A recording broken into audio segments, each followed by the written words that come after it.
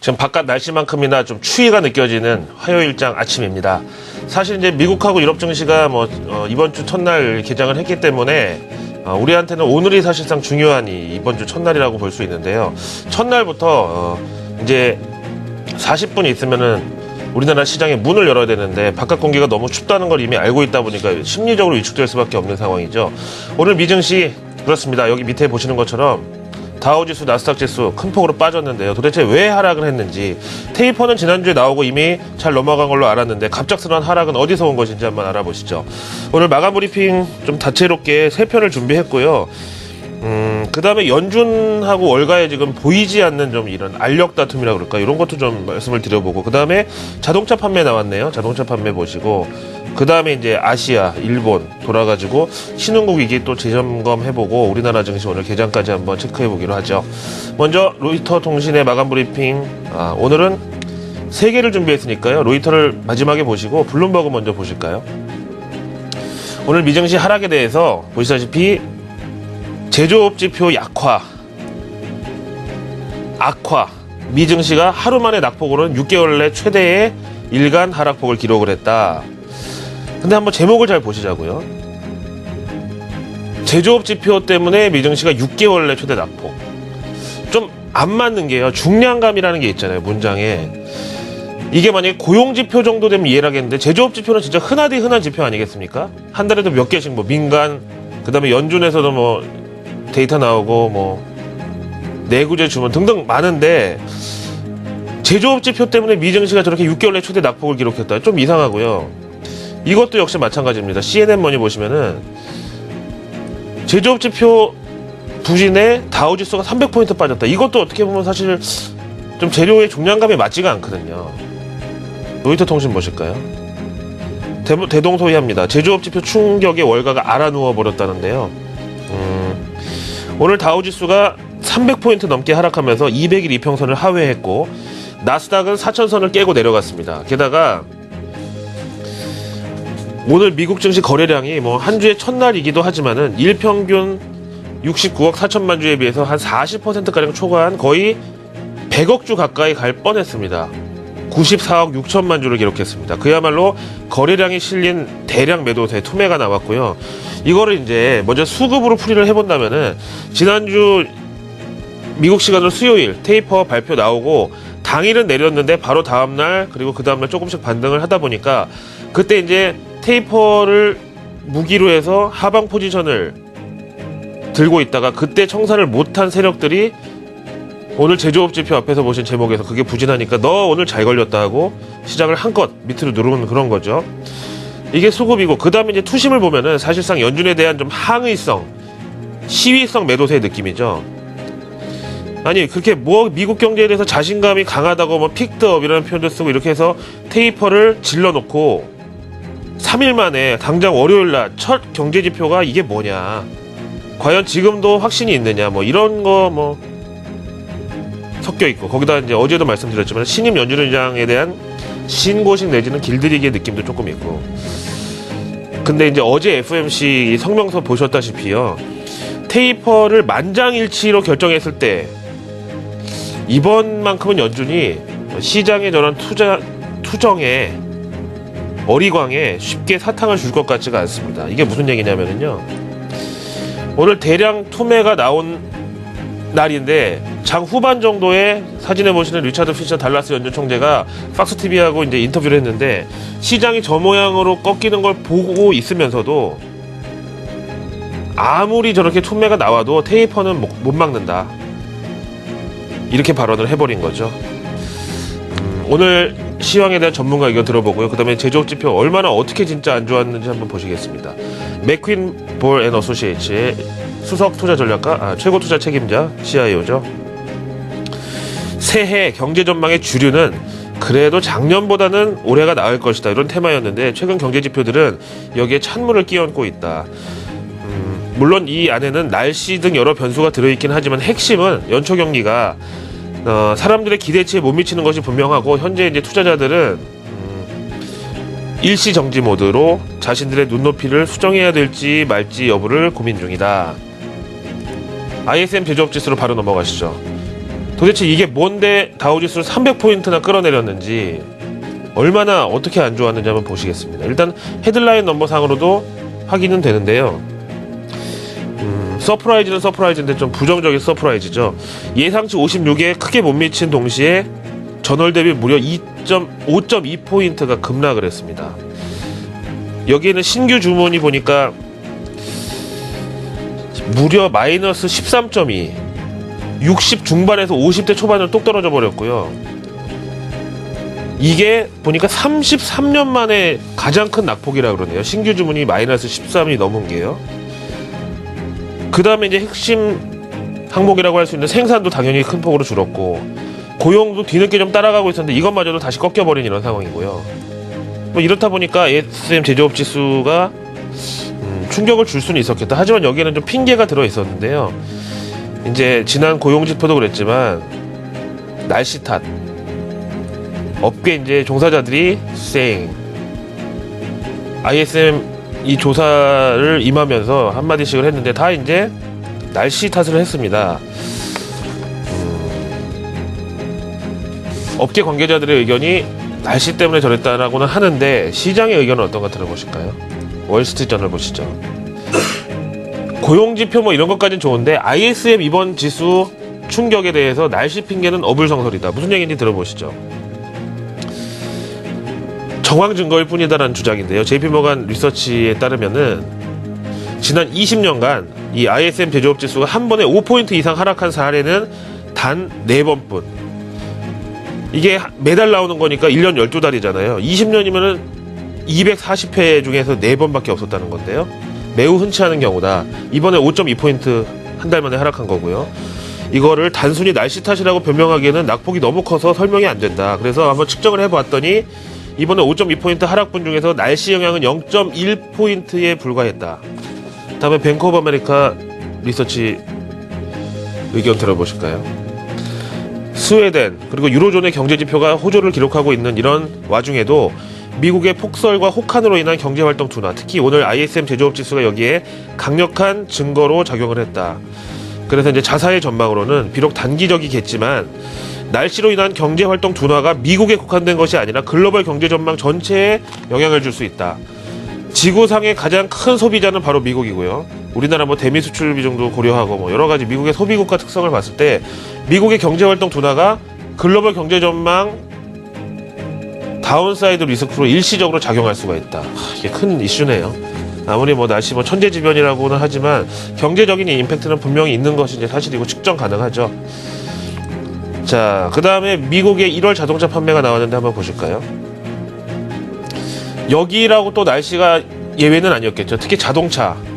막 눈 많이 쏟아지고 막 차가 막 못 굴러가고 이러는데 굳이 가서 차를 살 이유도 없고요. 그 다음에 보통 이제 12월 달에 할인 판매해가지고 이제 많이 팔아버리잖아요. 연식 바뀌기 전에 이제 캠페인 같은 거 많이 하는데 1월 달에 조금 안 팔리는 달이기도 하고. 근데 이제 전년 동기 대비해서 봤을 때 마이너스 8.3을 기록해서 많이 줄었고, 특히 이제 대형차 같은 경우는 16.3% 감소입니다.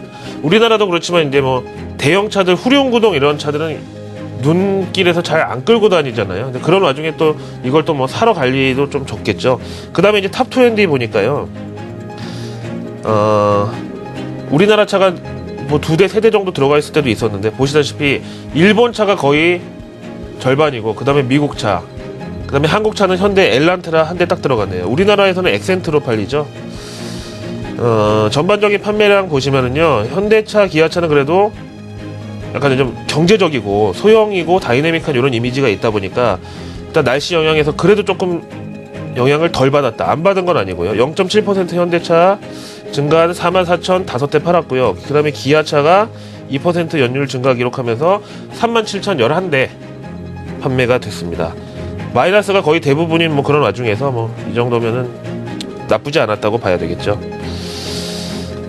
자, 산 넘어 산이라는 얘기가 있습니다. 이번 주 월요일 미국 증시 첫날부터 ISM이 한번 세게 얻어맞았는데 이게 쉽게 진정이 될까요? 금요일 날 또 대형급 파도가 옵니다.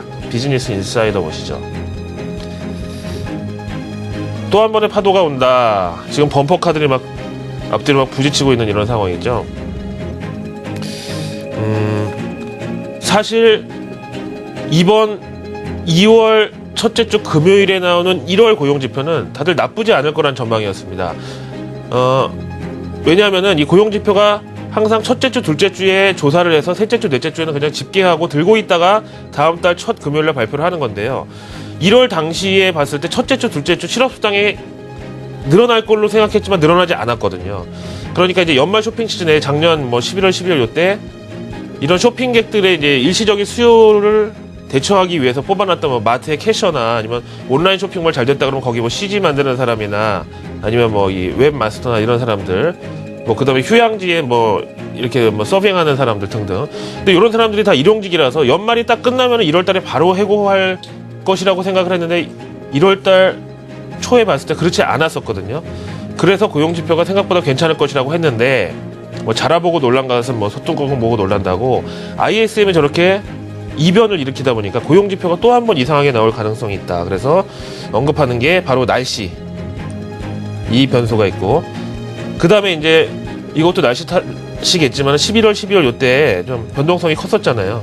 12월 달에는 실업률은 6.7로 뚝 떨어져 버렸는데 고용 증가는 너무 적었고 그 다음에 또 얘기하는 게 이제 앞에서 말씀드린 계절적인 이 임시직 고용 연말 쇼핑 시즌 대처용 이 고용이 어떻게 됐을 것이냐. 그 다음에 이제 요즘 얘기가 많이 나오는 게 구직 포기자, 고용 참여율 이제 이런 거에 대한 얘기거든요. 얘기 나온 김에 오늘 뉴욕 연준에서 이런 연구 자료가 나왔는데요. 최근에 고용지표 신뢰성에 대한 의구심이 증가하고 있다라는 뉴욕 연준 측의 자료입니다. 고용지표 신뢰성에 대한 의구심이 늘어나고 있다는 거는 이제 고용에 있어서 실업률은 지난 금융위기 때 10%까지 갔다가 지난 12월에 6.7까지 확실하게 하락이 됐지만 과연 이 양보다 질이 어떠냐 이게 문제인데요. 이 교육층 맨 위에가 박사고요. 맨 아래가 고졸 미만인데 다 구직 참여율이 지금 현재 뚝 떨어지고 있는 이런 상황이라서 실업률 내려가는 걸 믿을 수가 없다. 그러면요. 지금 시장의 입장에서는 이 테이퍼를 최대한 잘 소화하기 위해서는 월 100억 달러씩 양적 완화 규모는 줄어드는 양적 완화 규모를 100억 달러 조금 양보를 하면서라도 고용지표가 좋게 나와주면은 고용지표 좋을 경우에 소비가 증가하고 그러면은 기업 실적도 늘어나고 그럼 기업이 생산을 늘리는데 그러기 위해서는 다시 채용을 늘리고 그러면 사람들 소비가 더 보태지고 이런 선순환이 오겠구나라는 확신이 보상 차원에서 따라줘야 되는데 그 근거가 되는 고용지표를 믿을 수 없겠다라고 하면은 결국 시장의 입장에서는 양적 완화 줄어들어서 손해 거기다가 보상은 없어지니까 이렇게 득과 실에 있어서 실이 더 클 수밖에 없다는 거죠. 10년 만기 국채금리로 바로 넘어갑니다. 2.6도 깨고 2.576일까지 왔는데요. 안전자산 선호 현상에 그만큼 짙은 하루를 보냈고 이날만큼은 교과서대로 증시 약세, 채권 강세가 나타나면서 채권 수익률 금리는 하락을 한 거고요.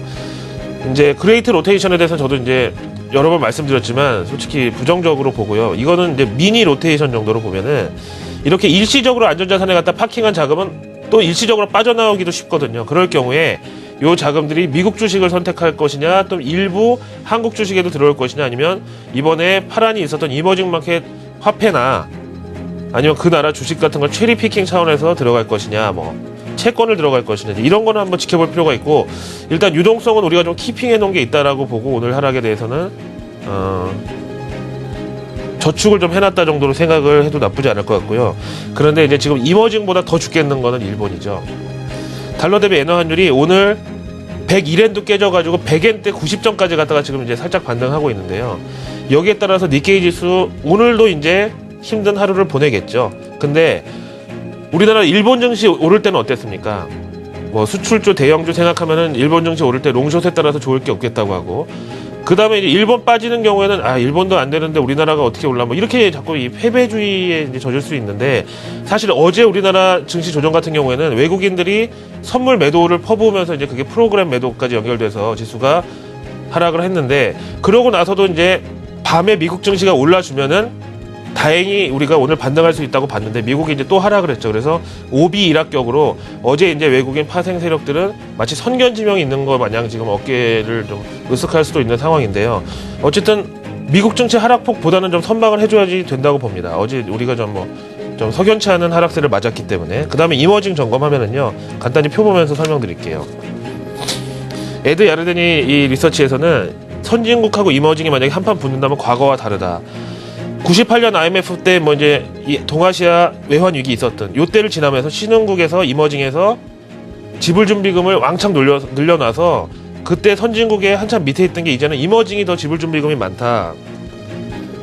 금을 제외한 지불준비금, 외환보유고 등등 다 포함해가지고요. 선진국이 4조 1016억 달러면은 이머징이 7조로 거의 뭐 2배에 육박하는 정도의 총알을 비축하고 있는데 과연 이런 상황에서도 선진국이 이머징을 공격해서 지난 90년대 후반 외환 위기 같은 상황을 만들 여력이 될 것이냐, 쉽게 못 덤벼들 것이다. 이제 이런 식으로 얘기가 나와 있습니다. 마지막으로 이번 주 첫 거래일 MSCI 한국지수 마음의 준비를 하고 한번 보시죠. 2.66% 빠지면서 57.47까지 내려왔고요. 일단 뭐 60선 깨고 내려가면서 MSCI 한국지수의 외국인들 뭐 선호 경향이라고 하는 이런 바로미터로서의 기능을 상실했다고 보고요. 테이퍼가 나온 지난주에도 59선까지 회복을 해서 오히려 더 올라갔다고 좋아했는데 하루 만에 외국인들은 일단 박스권 하단이라고 할 수 있는 57 중반까지 한국 주식에 대한 선호 경향을 낮춰서 보고 있죠.